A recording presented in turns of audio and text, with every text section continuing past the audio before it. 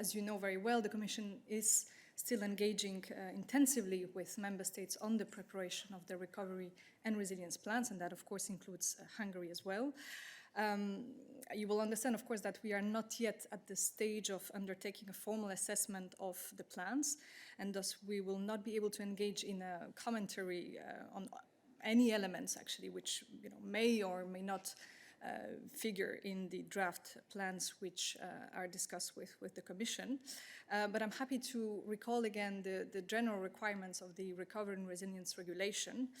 Let me start by saying that the Recovery and Resilience Facility requires that plans address the relevant challenges which have been identified in the country-specific recommendations under the European semester.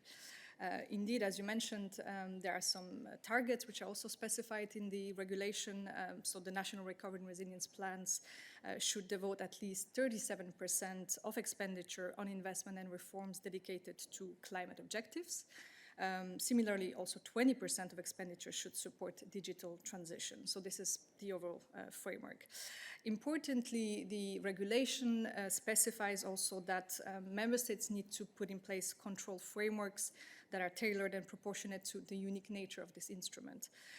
Member states' national control systems will serve as the main instrument for safeguarding the financial interests of the Union.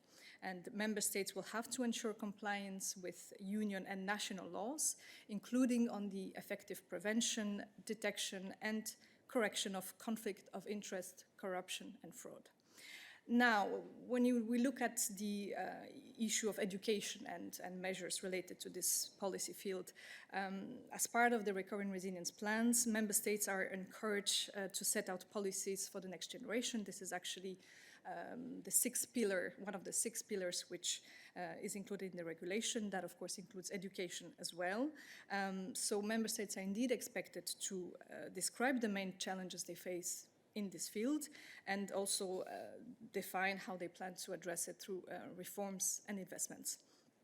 And now, when it comes to Hungary, the challenges in the field of education and skills have been raised in the context of the European semester process. You can, of course, consult the country-specific recommendations which were issued last year and in 2019. So, for instance, in 2020, the Council pointed to the need to ensure quality education for all in Hungary.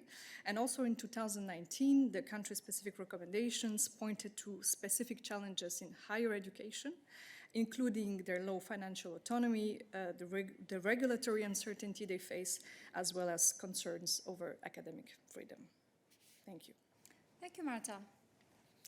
Any additional questions for Marta today on the Recovery and Resilience Facility or related issues?